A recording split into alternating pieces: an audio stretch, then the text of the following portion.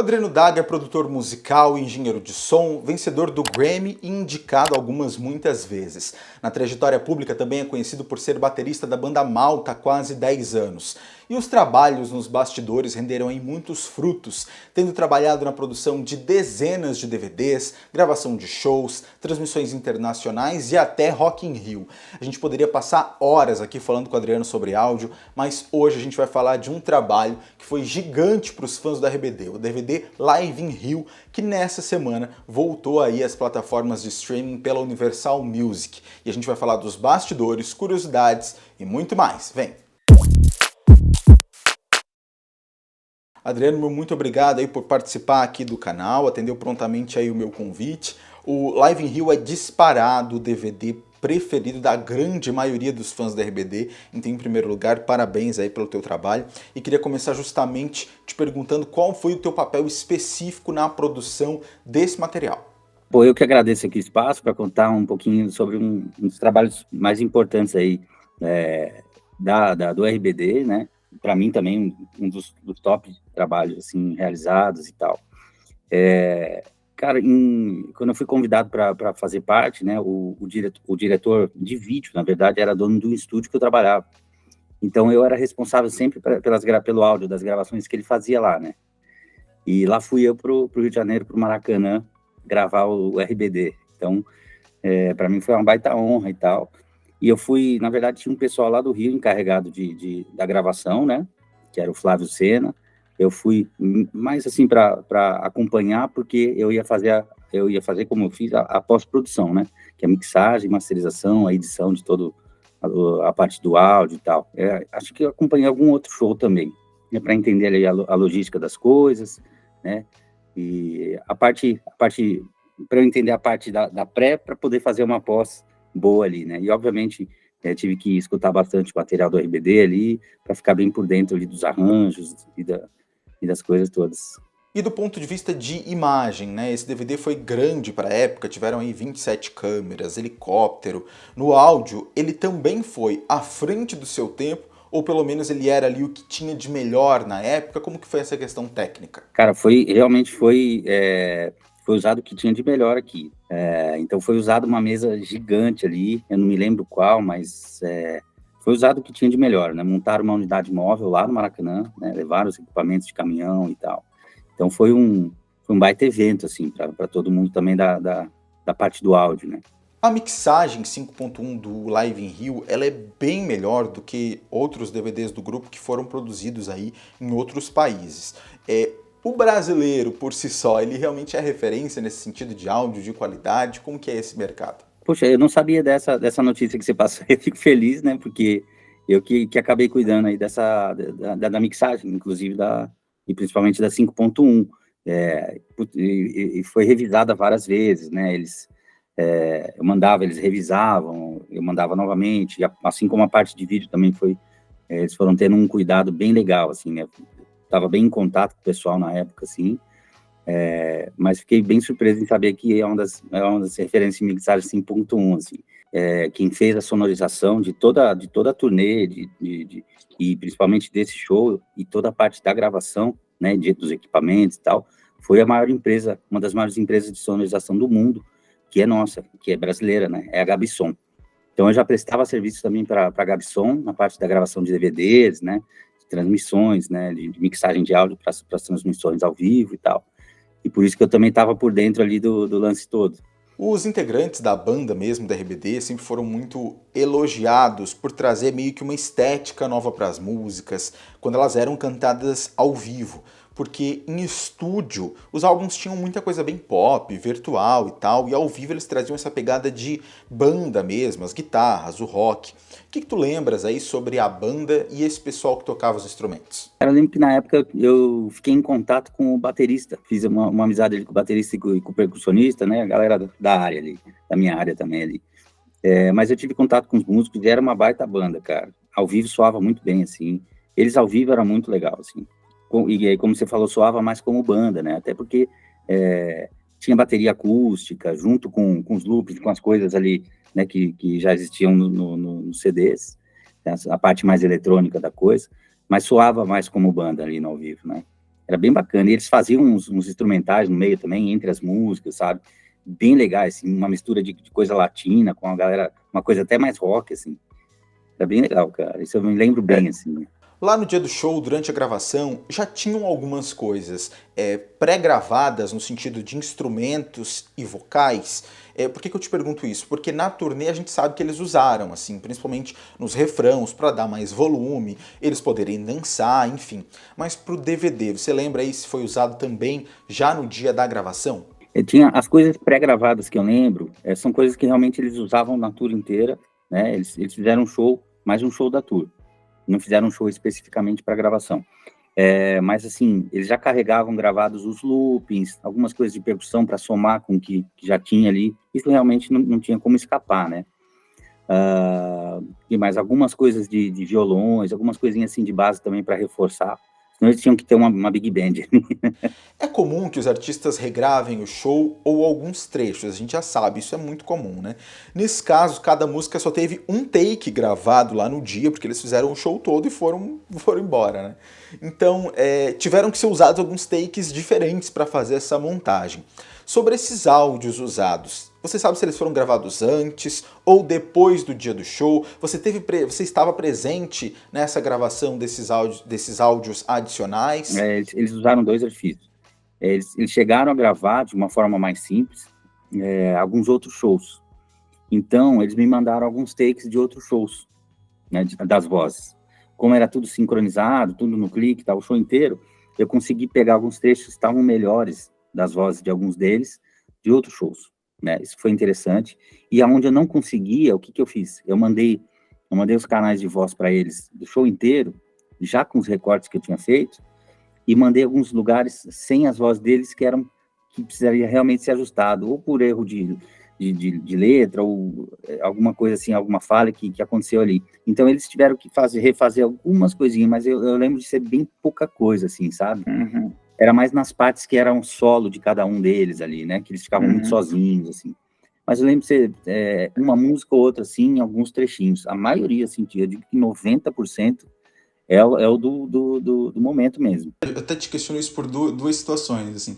Uma delas é que eles tiveram outros DVDs, e até um DVD depois, que foi na Espanha, que os fãs, assim, não vou te dizer que eles odiaram, porque tem os fãs que gostam, mas tem muitos fãs que criticam, porque praticamente o show inteiro eles regravaram tudo, assim. Eu acho que o pessoal gosta do Live Rio justamente porque tem essa pegada de que tava lá valendo. Claro, tinha algumas coisas corrigidas, mas em comparação a esses outros shows que eles precisaram quase que regravar o DVD inteiro, o Live Rio é maravilhoso.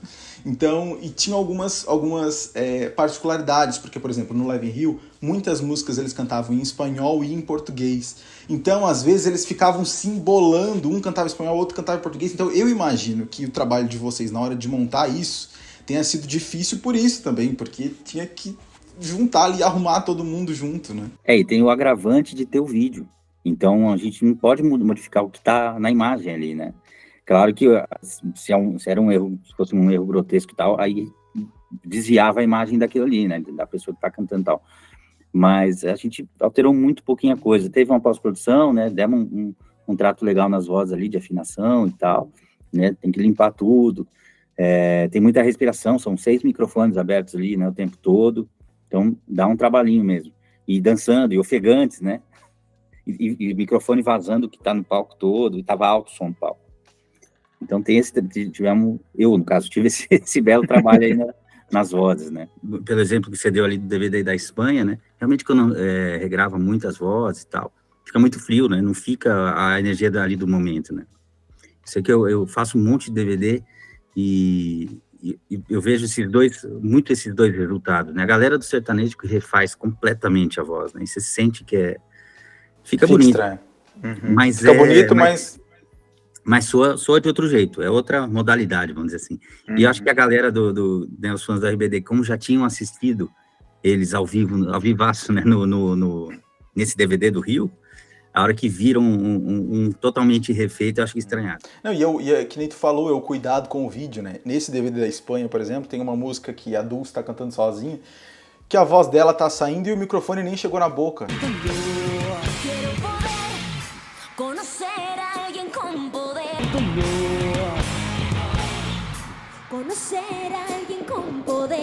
Tem um cuidado aí também que se não tiver, cara, é complicado, é complicado. Esse cuidado do sync, áudio e vídeo ali é essencial, você tem que repassar várias vezes. Eu fiquei não sei quantas semanas também revisando tudo isso daí, sabe, com o pessoal do vídeo. Por sorte, o pessoal que fez o vídeo também era na mesma, fazia parte da mesma produtora, né, só mudava o andar ali. Então, um fazia uma mudança, já descia, falava pro outro, né, ó, essa imagem acho que não vai dar para usar e tal. Então, isso aí tem que estar bem sincronizado, tá bem atento, assim, né. Até uma outra curiosidade sobre esse da Espanha que a gente está falando, quando ele entrou para as plataformas de streaming, como agora entrou o Live in Rio, ele entrou todo sem a edição do áudio. Nossa. Então, deu algum rolê lá dentro, não sei se da gravadora, quem que fez isso, mas que ao invés deles subirem aí para a internet a versão que saiu no físico, no DVD físico, eles lançaram o áudio cruzão lá do dia e os caras se quebrando para cantar e tudo certo, assim. Nossa, deu algum pepino. Eu não lembro quem falou, mas eu lembro que alguém falou, vou procurar quem falou isso, que aquela parte final lá dos sons da escola de samba deu algum problema, tiveram que regravar porque o pessoal entrou no lugar errado. O que aconteceu ali? É uma história interessante, ainda bem que você chegou aí. O que aconteceu foi o seguinte, ninguém esperava que ia entrar aquela escola de samba, ninguém sabia. Foi uma ideia que os caras tiveram na hora, estamos no Rio de Janeiro, e ninguém estava preparado para aquilo. Nem o pessoal do vídeo, nem cenário, palco, nada. Muito menos a galera do áudio. Nós somos os últimos a saber. E aí o que aconteceu foi o seguinte, né? A gente acabou tirando 2 ou 3 microfones lá da percussão ou da bateria, não me lembro. Eu que corri com isso, que o diretor de vídeo, que era, né, o dono da produtora lá, no qual eu trabalhava, o Santiago Ferraz, inclusive, um nome bem conhecido aí, ele falou, cara, corre, taca algum microfone no surdo, nas coisas, pra gente ter esse áudio lá e depois a gente se vira. Falei, claro, né, é o que a gente vai ter. É o que tem. E aí, corri e falei pro pessoal lá, pros holds deles, inclusive, pra galera, né, que tava com os equipamentos lá, de palco, cuidando do equipamento do palco. E aí eles microfonaram 2 surdos, se eu não me engano, alguma coisa de caixa, alguma coisa deles ali. E aí o que a gente fez foi o seguinte, Laércio da Costa, um nome também conhecidíssimo, acho que mais conhecido, meu amigo percussionista, o melhor que a gente tem, inclusive, e produtor musical. Chamamos ele numa madrugada lá no estúdio e ficou eu e ele refazendo todo o áudio da escola de samba, né? Então a gente se guiou pelos poucos canais de microfone que a gente tinha ali deles, né? Acabei utilizando na mix o pouquinho que tinha sido gravado lá. E ele foi fazendo uma escola de samba em cima, né?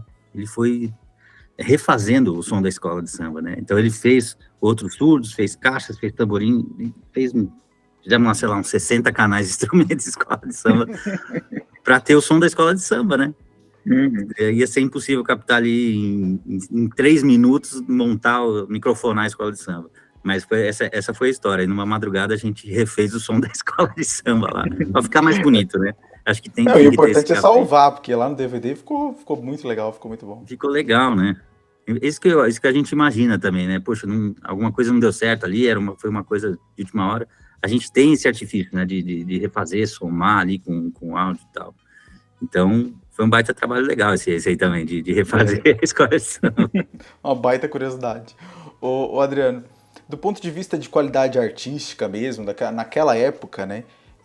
Alguns membros ali do grupo só trabalhavam com atuação, não tinham nem experiência cantando, assim. Enquanto outros já tinham anos, já tinham álbuns gravados, enfim, foi uma mistura mesmo da galera experiente com a galera que não tinha experiência.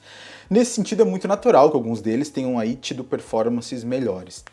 Na tua opinião, assim, lá no DVD, na qualidade final do produto, qual ou quais desses integrantes que se destacaram ali, na tua opinião, em relação à performance? De voz, né, você disse. Isso, de voz. A Anaí e a Dulce, né? O Christian também foi muito bem.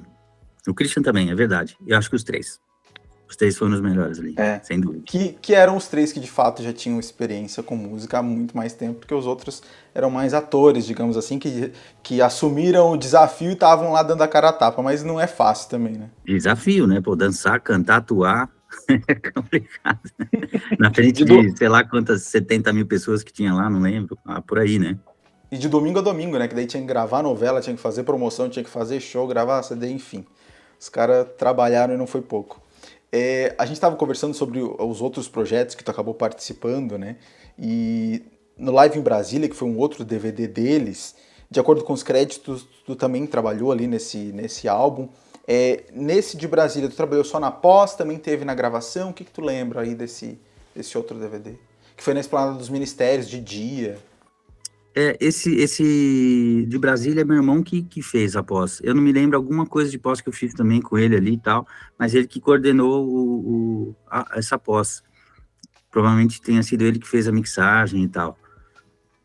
Eu acho que eu fiz alguma coisa de edição também, das vozes, como eu já tinha feito o outro, né? Já estava com as músicas mais do que na cabeça. Eu ajudei ele alguma coisa na pós, mas esse é ele que coordenou ali.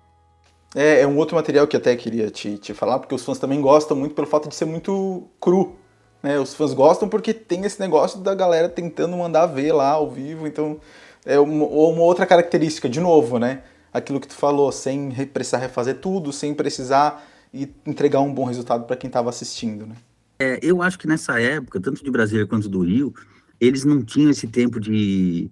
Acho que nem a vontade de pegar e refazer tudo, sabe? Assim, a gente já, o que eu enviei para eles lá, para os trechinhos que realmente precisavam refazer, eles iam refazer tudo, não fizeram. Acho que eles estavam numa toada tão corrida ali naquela época, que, óbvio que o que eu já mandei já bem editadinho, bem prontinho, afinadinho e tal. Eu acho que eles gostaram e falaram, cara, é meio que isso daí, né? A gente só refaz onde está errado, onde falhou o microfone, alguma coisa ali, que foi os trechos que eu mandei marcado ali. Mas eu acho que o de Brasília foi o mesmo esquema, assim, né? Continuamos o mesmo esquema. E deu certo, né? Acho que ficou bem, uma energia bem do ao vivo mesmo. Os fãs gostam bastante. E tu tens algumas credenciais aí que tu guardou ao longo dos anos? O que a gente... Resgatei ali, ó. Eu tenho o dessa tour aí, né? Isso, esse é o do Rio mesmo, do Live in Rio, que foi gravado. Que foi uma das maiores turnês internacionais no Brasil, que teve uma cacetada de show, né? Exato, eu não lembro os outros lugares que tiveram, né? O verso dela aqui, só pra gente ir. E aí, eu tenho outras duas credenciais aqui de outros trabalhos que eu fiz com eles, né? Eu vou mostrar na ordem cronológica aqui da coisa. Eu fui convidado para tocar bateria aqui na tour com o Christopher Uckerman. Foi um lance bem legal. Aqui atrás tem as datas, ó. Tem os lugares também. Eu vou ler aqui que tá difícil, mas é Porto Alegre, São Paulo, Rio de Janeiro, Recife, Fortaleza, Salvador e Belo Horizonte. Foi bem isso. Eu tinha uma banda na época, chamava Easy. Era eu, meu irmão, o Diego, que é baixista da Malta hoje em dia, inclusive, e a Ana Flávia, cantora. E aí nós fomos convidados para ser a banda de apoio do Christopher. Junto com o Thiago Derrico, que é um amigo meu, que mora em Los Angeles já há algum tempo, que foi o diretor musical ali das coisas do Christopher. E quando ele veio só ele e o Christopher pro Brasil. Ele falou, cara, vou eu e ele, e uso vocês de banda aí. E a gente faz a tour, né? Então é legal, porque antes do show do Christopher, para dar um volume também, a gente tocava com a banda, Easy, né? Fazia algumas músicas, eram umas 5, 6, alguma coisa assim. E aí entrava o Christopher. Dizem que agora tá saindo poucas informações da turnê atual deles, ainda eles não estão divulgando muita coisa, mas o que tem saído é que ele tá encabeçando essa parte musical, assim, eu acho que ele bem a parte dele, assim, ele tá se metendo mais nesse sentido, assim, tá coordenando mais, parece que ele foi para Los Angeles para fazer essa parte de produção e tal. No último show que eles fizeram na pandemia, ele cantou uma música solo no piano, então ele estudou bastante nos últimos anos. Acho que ele tá se aventurando mais aí. Vamos ver o que ele vai trazer nessa turnê. Nessa época, e deve ter sido, acho que 2011, se não me engano, por aí. Cara, ele já tava bem legal. E naquela mesma toada de dançar e cantar, né, e tal, ele já tava cantando bem legal, assim, ao vivo, assim como as coisas gravadas dele, o material. E fizemos até alguns programas de TV, fizemos a Hebe, fomos na Hebe, né? Saudosa Hebe, fomos no Domingo Legal. Então, pô, todos os shows foram lotados, assim, foi bem bacana, cara. Época boa. E o Christopher não foi o único que tu chegou a trabalhar com alguma coisa solo, é isso? E aí, quando o Thiago Derrico, esse meu amigo produtor lá, né? Que conhecia eles, que trabalhou nesses trabalhos deles, voltou com a turnê do Christian Chaves. Mesma coisa, só que daí eu não tinha mais a banda, né, a Easy, ele chamou eu e alguns os parceiros nossos aqui para ser a banda. Então fizemos a tour aqui também tô com as datas aqui atrás de falar, foi Rio de Janeiro, Belo Horizonte, Brasília, São Paulo, no qual a gente gravou um DVD, inclusive, e Curitiba. E aí acho que fizeram um acústico em Floripa, alguma coisa assim, né? Foi logo em seguida eles vieram para uma mini turnê já com o álbum pronto, assim, porque eles já vendiam lá o DVD com o CD que já estava pronto. Inclusive eu tenho esse autografado, o pessoal pode acompanhar aqui no canal, que foi a minha primeira entrevista internacional, que eu entrevistei o Christian durante essa turnê do Essencial Acústico. Ele autografou para mim, mostrou lá certinho, me entregou, foi bem legal. Legal, esse DVD foi muito legal, cara. Esse também foi um DVD que, além de eu tocar, eu coordenei a gravação do áudio e fiz toda a pós-produção, mix, master e tudo. aquele trato nas vozes e tudo, mas foi bem legal. E o Christian também super maduro, né? Ele, tanto de repertório, foi um lance mais acústico. Bom, você sabe, você assistiu. Então, um lance mais retrospectivo, tinha uns abajures no palco, tapete, né? Era tudo... o repertório a gente fez num formato mais acústico, assim, né? Tanto de sonoridade, inclusive, quanto de arranjo e tal. Foi bem legal, assim. E qual que é a diferença de trabalhar com a galera do rock e desses estilos mais pop, assim? A gente sabe que na tua carreira tu já gravou de tudo, já produziu de tudo, mas o que tu pode dizer sobre essas diferenças, assim? Cara, como você falou, eu nunca fiquei só no rock, assim, né? Aliás, o rock, eu tive um período que tive mais, assim. Na verdade, o rock sempre teve, né? Mas, assim, de grandes trabalhos mesmo, acabaram sendo, até por demanda, os artistas mais pop, né? Mas a grande diferença, ao meu ver, assim, da galera mais do rock, em relação à galera do pop, é o cuidado em ser virtuoso, né? Em tocar o instrumento, em fazer um arranjo espetacular, assim, muito diferenciado, com muita nota, e a galera do rock, das bandas, né, principalmente, tem essa preocupação porque o público cobra, né? No pop não, se faz a música pensando no todo. E até um pensamento que eu prefiro muito, que eu uso aqui como produtor, e principalmente na Malta, né? Fazer a música, o arranjo, tocar o instrumento e fazer a quantidade de notas corretas para a finalidade ali da música, né? Pensando na canção mesmo. Então, eu acho que essa é a principal diferença, assim, que eu vejo. Pra gente caminhar aí pro fim, eles vêm agora com essa turnê aí no fim do ano. Vai tentar acompanhar aí, pelo menos assistir alguma coisa para saber como que eles estão? Eu quero, sim, se em algum momento eu tiver por perto aí e tiver algum contato, eu quero dar um alô ali no Christian e no Christopher, que foram os caras que eu tive contato mesmo, né? Gosto muito deles ali, foi muito legal, assim, o trabalho que a gente fez. Então, se eu tiver a oportunidade, eu quero dar um alô neles, assim. Só elogios para a galera toda ali, né, pros 6, fora a banda, fora a equipe, todo mundo ali, em tudo que eu acompanhei, os shows dos RBD mesmo, tanto em grupo quanto eles sozinhos ali, sempre super atenciosos com todos, da banda, do público, dos fãs, da equipe.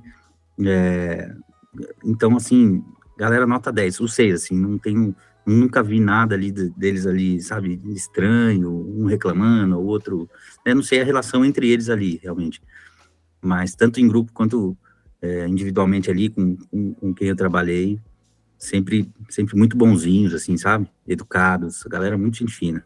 Adriano, como eu disse no começo do vídeo aí, né, a gente poderia ficar aqui horas conversando sobre música, mas quero te agradecer novamente por participar aqui, tenho certeza que os fãs vão curtir muito e quero aqui que tu convide o pessoal para te seguir nas redes sociais, curtir os trabalhos da Malta. Boa. Bom, meu Instagram, Adriano_Daga, tem o da Malta, @MaltaOficial, em todas as redes, né, principalmente Instagram, e estamos lançando DVD, que foi gravado em Paranavaí, no interior do Paraná, em março. É um showzão, por isso que escolhemos gravar lá, porque a gente sabia que ia ser um show maravilhoso, num lugar lindo, né? Não que os outros não sejam, mas esse lugar foi especial por vários outros motivos que a gente fala, inclusive, nos bastidores lá do DVD. Então, pra galera que quiser acompanhar lá, a gente tá soltando 6 músicas por mês, né? Soltamos 6 em maio, 6 em junho, 6 agora em julho, e a última parte do DVD sai no meio de agosto. Então já tem, acho que 16 ou 17 vídeos lá, não me lembro, se eu perdi a conta aqui no YouTube, né? São uns vídeos os últimos vídeos lançados lá, já está com uma audiência muito legal, muito bacana. Tem músicas inéditas, inclusive ontem soltamos uma música inédita, que é a nossa aposta aí para esse ano, que foi gravada no DVD, mas a gente tem a versão estúdio dela, que logo vai ser lançada junto com um álbum novo de estúdio, que vai ser logo depois do DVD. Então, tá bem movimentada a vida. Inclusive, hoje, meia-noite, a gente está indo viajar para fazer um show lá no interior de Minas, né? E, graças a Deus, tá tudo andando bem, assim, a malta voltando com tudo. Muito obrigado novamente, Adriano, e eu espero que você tenha gostado do vídeo de hoje e coloca aqui nos comentários que tipo de conteúdo você quer no canal, se quer mais vídeos assim, enfim.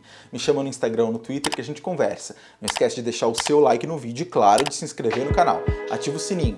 Até a próxima!